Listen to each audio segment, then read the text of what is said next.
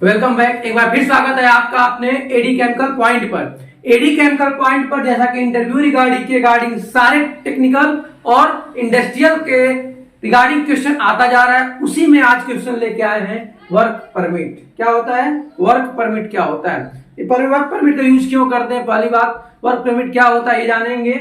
मैंने लिखा ना what is permit, why is use permit, फिर टाइप्स ऑफ परमिट, फिर इंटरव्यू क्वेश्चंस ऑफ परमिट, फिर लिखा डिस्कस अबाउट कोड परमिट या जनरल परमिट। माफ करिएगा, अभी मुझे एक बात याद आई। किसी का एक कमेंट आया था कि इतना फास्ट बोल देते हैं कि बातें समझ में नहीं आती, तो वो चीजें हमने ध्यान रखेंगे। आपको एक बात पहले ही बता देनी चाहिए थी ताकि हमारे इतने सारे वीडियो ऐसे नहीं गए होते। ठीक है, बात करेंगे। चलिए क्वेश्चन शुरू करते हैं। वर्क परमिट क्या होता है? वर्क परमिट क्या होता है? जैसे आप छोटे बच्चे रहते हो, आप ऐसे समझ के चलो, जब छोटे बच्चे रहते हो आपको किसी चीज की इंस्ट्रक्शन नहीं रहती है, जानकारी नहीं रहती है, आपको घर पे आपके पेरेंट्स गाइड करते हैं कि नहीं करते हैं, कैसे करना है कैसे नहीं करना है, तो धीरे धीरे आप चीजें सीख जाते हो। ऐसे ही सेम केमिकल इंडस्ट्री में आपको होता है। किसी भी क्या है, केमिकल इंडस्ट्री में बड़े पैमाने पे काम होता है, छोटे पैमाने पे भी काम होता है, हर एक स्तर पे काम होता है। तो उस काम को करने के लिए उससे क्या आपका एडवांटेज होगा, क्या डिसएडवांटेज होगा, क्या रिस्क है, ये सारी चीजें पहले लिख ली जाती हैं। उसके बाद उस काम की जानकारी उस जानकार आदमी को दी जाती है जो उस काम को करने वाला है। आई बात? ये तो रहा एक मुंह पे बोलने वाला जवाब। लेकिन अगर जब हम बात कर रहे हैं तो हम ऐसे बात करें जैसे इंटरव्यू रिगार्डिंग में, तो हमारा क्या है, what is permit. Suppose that आपके पास ये मार्कर है, क्या है ये मार्कर है, और इस मार्कर को हमें क्या करना है, हम टाइम टाइम पे इसमें इंक डालते हैं। लेकिन अगर इसी इंक को डालने की हमें जानकारी नहीं है, या फिर यही इंक डालने की हमें कोई छोटी बेसिक नॉलेज भी नहीं है, तो हम कैसे डालेंगे, नहीं जानेंगे। या फिर इसी इंक को आज हम डाले और एक फिर अगली बार हम पता करना चाहे ये कब खत्म हुआ, इसमें लिंक, इसमें जो हमने इंक डाला है वो कब खत्म हुआ, ये कैसे जानेंगे? जब हमें कोई डॉक्यूमेंट लेंगे और उस पर क्या आज का डेट डालेंगे, आज के दिन ये खत्म हुआ, ठीक है। उसका इसको क्या देखेंगे, प्रोसीजर कैसे डालना है, क्या है इसमें आपका इंक। तो ये क्या है, सारा आपका सारे कैप के ये अपोजिट डायरेक्शन में खुलता है। किसके अपोजिट? अगर मैं सही से खोलूं तो ये नहीं खुलेगा, और ये इसके देखिए अपोजिट डायरेक्शन में, तो ये आपका आप देख रहे हो खुल जाएगा। आई बात समझ में? तो ये मैं क्यों ऐसे बोल रहा हूं, क्यों? क्योंकि हमें इसकी जानकारी है। और ये सही डायरेक्शन में बंद करोगे तो बंद नहीं होगा, जब इसके अपोजिट डायरेक्शन में बंद करोगे तो ये बंद होने लगेगा। आई बात समझ में? यही सेम होता है परमिट। परमिट क्या बताता है, जैसे कि कोई इक्विपमेंट है, क्या है, कोई इक्विपमेंट है, उस इक्विपमेंट के बारे में ये आपका लीगल इंफॉर्मेशन देता है। किसके बारे में? लीगल इंफॉर्मेशन देता है। किसके बारे में? जो काम करने जा रहे हैं। सारी चीजें नोट्स में मिलेंगी, बातों को भी समझिएगा। अभी मैं समझने तक कोशिश कराने की कोशिश कर रहा हूं। क्या है? एक रिटन डॉक्यूमेंट प्रोसीजर है। क्या है? एक डॉक्यूमेंट रिटन वाला, जिसपे हम एक डॉक्यूमेंट होता है जिसपे उस इक्विपमेंट के बारे में सेफ्टी से रिगार्डिंग दिया जाता है। उसको कैसे क्या करना है, उस इक्विपमेंट में जो काम करने जा रहे हैं उस पे क्या क्या रिस्क हो सकता है, उस डॉक्यूमेंट में दिया जाता है। ताकि अगर कोई रिस्क हो तो उस रिस्क पे किसकी अथॉरिटी है, वो एक डॉक्यूमेंट रहेगा दिखाने के लिए कि हाँ आपका इस पे प्रूफ है, आपका साइन है, जिससे आप इस चीज के कटघरे में खड़े हो सकते हो। आई बात समझ में? और इससे जो वर्कर काम कर रहा है उसको इसके बारे में जानकारी दी जाती है। अगर वो प्लांट में हो रहा है तो प्लांट इंचार्ज होगा, सुपरवाइजर होगा, जो भी होगा, ठीक है। अगर वही कोई इलेक्ट्रिकल में तो इलेक्ट्रिकल का इंचार्ज होगा, इलेक्ट्रिकल का सुपरवाइजर होगा, वो जानकारी देगा। आई बात समझ में? परमिट क्या है? परमिट एक लीगल डॉक्यूमेंट प्रोसीजर है जिसपे एक रिटन लिखा जाता है किसी काम की विस्तृत जानकारी के लिए। उससे क्या क्या है, आपका दुर्घटनाएं हो सकती हैं, रिस्क हो सकता है, ये आपको बताता है परमिट। आई बात समझे? यह परमिट चेक करने की अथॉरिटी किसको दी जाती है? एक सेफ्टी ऑफिसर को। जब तक उसका सिग्नेचर नहीं होगा, जब तक उसके द्वारा यह अप्रूव्ड नहीं होगा, यह परमिट आपका मान्य नहीं होगा। आई बात समझ में? अब ये सेफ्टी ऑफिसर ही क्यों? होता क्या है, जब आप केमिकल इंडस्ट्री में काम करते हो तो बड़े पैमाने पे काम होता है, बहुत प्लांट होते हैं, 7 प्लांट, 5 प्लांट, 6 प्लांट हो सकते हैं, बहुत से लोग काम भी करते हैं, तो हर एक के पास मैनेजमेंट तो पहुंच नहीं पाएगा, तो उसके लिए सेफ्टी ऑफिसर रखा जाता है। और वह सेफ्टी ऑफिसर उस चीज को क्या करता है, फॉलो करता है और उसी चीज को अप्रूव करता है कि हाँ ये काम सेफ्टी में हो रहा है कि नहीं हो रहा है। आई बात समझे? ये था आपका परमिट। परमिट का यूज क्यों करते हैं, अब ये समझ गए होंगे जब मैं परमिट का डिस्कस कर ही रहा था कि परमिट का यूज क्यों करते हैं। परमिट का यूज हम इसलिए करते हैं ताकि अगर सपोज दैट हमें उस काम के बारे में कुछ जानकारी नहीं है, एक फीटर है, उसे कोई मैकेनिकल ऑपरेशन का काम करना है, उसे कोई पंप का काम करना है और वो पंप का काम करने जा रहा है, अगर पंप के दौरान वो काम कर रहा है और वो पंप क्या है, किसी ने गया स्विच चालू कर दिया और वो पंप चालू कर दिया, जो कि पंप पे वो फीटर वर्क कर रहा था, तो वहां पे घटनाएं घटित हो सकती हैं। तो परमिट क्या करता है, परमिट पहले इंफॉर्मेशन दे देता है, वहां पे टैग लगा दिया जाता है, उस पंप का कनेक्शन काट दिया जाता है और उस फीटर को जानकारी दी जाती है कि यह पंप अब आपका डिसमेंटल है, अब इलेक्ट्रिकल से इसका कोई संबंध नहीं, इससे आपका कनेक्शन काट दिया गया है, आप काम कर सकते हैं। और दूसरा बंदा जो गलती से कभी चालू कर सकता था, तो वहां पे टैग लगा दिया जाएगा, किस चीज का, डू नॉट यूज का। आई बात समझ में, ये अंडर मेंटेनेंस में आप इसका यूज नहीं कर सकते। किसके द्वारा मालूम चला, परमिट के द्वारा मालूम चला। तो परमिट का यूज क्यों करते हैं, परमिट का यूज सेफ्टी पर्पज के लिए किसी इक्विपमेंट को करते हैं ताकि किसी काम को कैसे करना है ये परमिट के द्वारा जानकारी मिल सकती है। Okay, types of permit, permit कितने टाइप का होता है ये चर्चा करेंगे अभी, लेकिन थोड़ा रुक के। और इसमें क्यों रुक के मैं बोला, क्योंकि जब मैं टाइप्स ऑफ परमिट बताऊंगा, देखो पहले बता दे रहा हूं आपको एक चीजें, परमिट बहुत से टाइप होती हैं, हर एक काम के लिए अलग अलग परमिट है। Hard work permit, cold work permit, height work permit, electrical permit, expression permit, बहुत से टाइप के परमिट है, crane work permit, lifting permit, बहुत से टाइप। मैंने बताया हर एक कार्य काम को करने के लिए परमिट का कोई आपका फिक्स टाइप नहीं है, बहुत से टाइप के परमिट होते हैं। हाँ, अगर आप केमिकल इंडस्ट्री की बात कर रहे हो तो वहां पे बेसिकली जो डेली यूज होने वाला परमिट है वो आपको 4 से 5 हो सकते हैं, जैसे hard work permit, cold work permit जिसे जनरल वर्क परमिट भी बोलते हैं, फिर आपका हाइट वर्क परमिट, और फिर इलेक्ट्रिकल वर्क परमिट और एक वेल्डिंग या कटिंग वर्क परमिट हो सकता है। आई बात समझ में, मैं बार बार बोल रहा हूँ परमिट बहुत से टाइप के हो सकते हैं, ये बात आप ध्यान में रखिएगा। लेकिन आमतौर पर जो डेली यूज होने वाले हैं वो बेसिकली 4 या 5 या 6 टाइप के परमिट आप बोल सकते हो, लेकिन परमिट होते बहुत टाइप के हैं और हर एक परमिट का डिस्कस करेंगे, हर एक परमिट का, जो खास करके इन पर आपका इंटरव्यू के रिगार्डिंग है, जैसे हाइट वर्क परमिट और आपका वेसल एंट्री परमिट, जिसको आप क्या बोलते हो, जिसको आप बोलते हो कन्फाइंड स्पेस परमिट, ये आपका बहुत इंपॉर्टेंट, इसका हम सेपरेट वीडियो लेके आएंगे, ठीक है। इंटरव्यू क्वेश्चन आप परमिट में पूछा जा सकता है, क्या क्वेश्चन हो सकता है ये भी देख लीजिए, परमिट क्या होता है, परमिट कितने टाइप का होता है। अभी फिलहाल इतने सारे क्वेश्चन में 2 क्वेश्चन ही आपके पुटअप हो सकते हैं, और एक ही हो सकता है परमिट को अप्रूव करने की अथॉरिटी किसको दी जाती है, तो आपके सेफ्टी ऑफिसर को दी जाती है, ठीक है। अगर हाँ वो कोल्ड वर्क परमिट है, अगर वो जनरल वर्क परमिट है, तो आपका प्लांट इंचार्ज होगा या प्लांट सुपरवाइजर जो होगा वो भी उस चीज को अप्रूव कर सकता है, ठीक है। और बात करेंगे डिस्कस अबाउट कोल्ड परमिट और जनरल परमिट क्या होता है। अब जब हम टाइप्स ऑफ परमिट पढ़ेंगे तो उसमें एक परमिट आएगा cold work permit, general work permit, ठीक है। इसकी डिस्कस हम यहीं पे कर लेते हैं और सेपरेट वीडियो में क्या करते हैं, कोल्ड परमिट का एक रिटर्न में आपको दिखाऊंगा परमिट कैसे भरा जाता है, उसे आपका सिंपल में मैं डिस्कस कर दूं। कोल्ड परमिट क्या होता है, कोल्ड वर्क परमिट जो होता है वो एक छोटे पैमाने पे इसका यूज किया जाता है, ऐसा जिसमें रिस्क बहुत कम होती है, जिसमें दुर्घटनाएं बहुत कम देखने को मिलती हैं, वो कोल्ड वर्क परमिट होता है।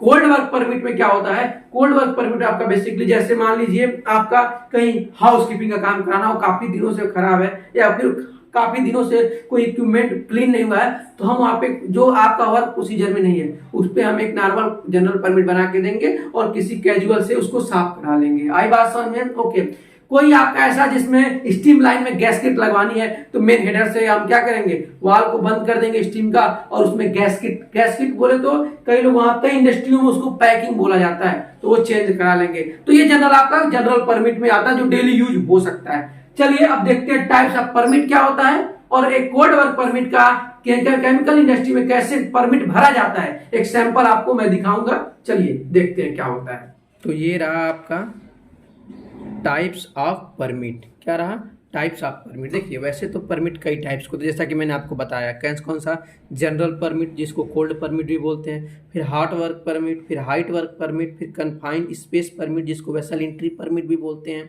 ओके। एक्सक्वेशन परमिट, एक्सक्वेशन जहाँ पे आपका ड्रेनिंग वेनिंग कुछ करना रहता है वो भी होता है। इलेक्ट्रिक परमिट, आपका इलेक्ट्रिकल से रिलेटेड परमिट, कोई ऐसा इक्विपमेंट जो इलेक्ट्रिकल से रिलेटेड है उसके लिए सबके डिस्कस करेंगे, एक एक सेपरेट हो सकता है। तो कुछ ऐसे टॉपिक होंगे, ऐसे परमिट होंगे जिसका सेपरेट वीडियो बनाऊंगा, तो अभी बस नाम समझिए। केमिकल परमिट, किसी केमिकल को कैसे हैंडल करना है अगर गाड़ी आई या फिर कोई प्लांट में कोई वाल करना है तो। फिर आपका फ्रैगलिंग रूफ परमिट ये भी होता है। लोडिंग अनलोडिंग, कोई गाड़ी आती है उसमें से केमिकल को अनलोडिंग करना है या लोडिंग करना है उसके लिए भी बनता है। फिर क्रेन वर्क परमिट। फिर केमिकल इंडस्ट्री में क्या, मैं स्पेशली केमिकल इंडस्ट्री को लेके चल रहा हूँ, ये बात है। अगर कोई ऐसा है बंदा जो केमिकल इंडस्ट्री से उसका कोरिलेट नहीं है तो वो भी समझ सकता है, लेकिन बातें मैं यहाँ पे स्पेशली केमिकल की भी कर सकता हूँ या कर नहीं रहा हूँ, ठीक है। स्पेशल हजार्ड वर्क परमिट, ये एक अलग परमिट होता है जो केमिकल से ही रिलेटेड आता है, लेकिन इसका एक अलग परमिट बनाती है कंपनियां अपनी, ठीक है, ओके।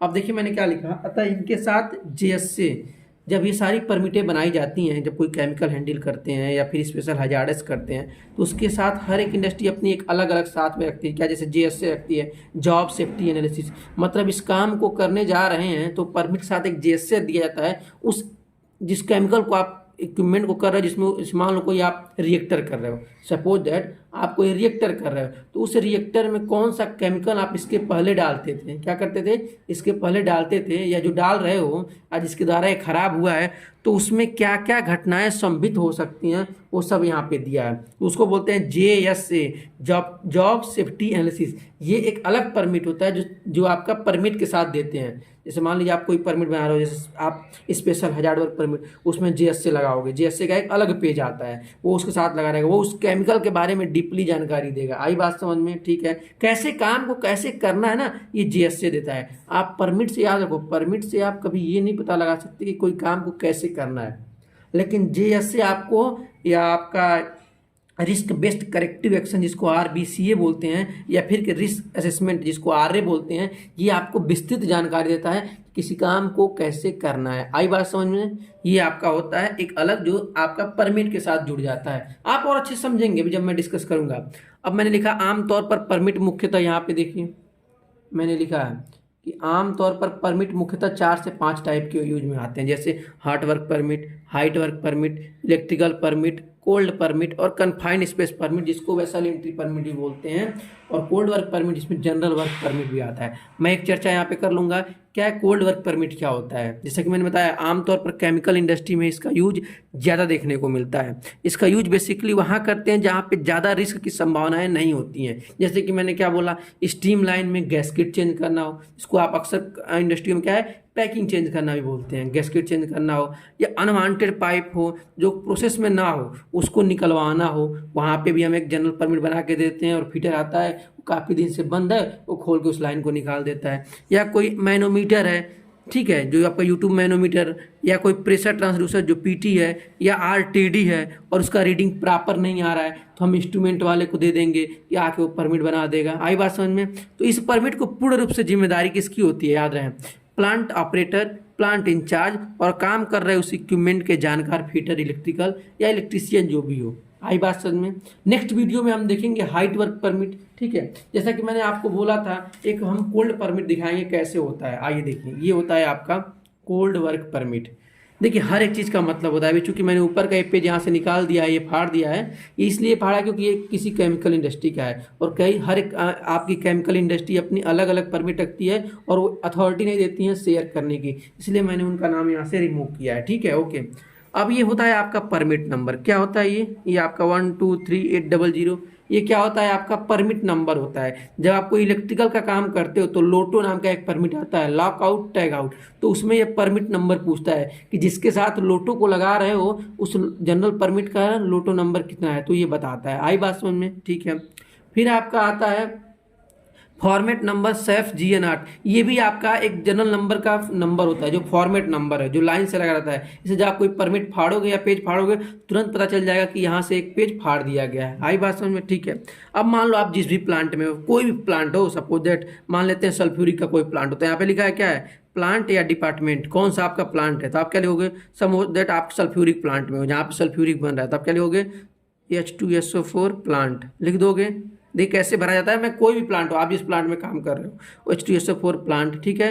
फिर डिपार्टमेंट क्या है, तो आप जब प्लांट लिख दिए तो सब उसमें आ गया, ठीक है। एरिया, कितने कौन से लोकेशन पे आप हो सकता है आप 10 मीटर का पे आपका प्लांट हो, 15 मीटर पे प्लांट हो, 20 मीटर पे हो, आप लिख सकते हो 10 मीटर पे आपका प्लांट है। 10 MTR, कौन सा डेट है, आप कोई जो डेट है वो डाल सकते हो, जिस टाइम पे आप दे रहे हो वो टाइम डाल सकते हो। वैलिड फ्रॉम कितने बजे से कितने बजे तक, मान लो आप 10 बजे से परमिट दे रहे हो, कितने बजे से 10 बजे, तो ये परमिट कब तक लागू है, ये परमिट केवल शाम को 5 या 6 बजे तक ही लागू होता है, जब तक जनरल, क्योंकि जनरल वर्क परमिट टाइम इसका नाम ही है, तो जो जनरल टाइम होता है इंडस्ट्री में 9 से 5, तो क्या होता है 9 से 5, तो आप यहाँ से 9 बजे से लेके और जब भी दे रहे हो शाम को 5 से 6 बजे तक, जब तक आपका वहाँ पे उपस्थिति हो आप तब तक का टाइम डाल सकते हो। आई बात समझ में? ओके।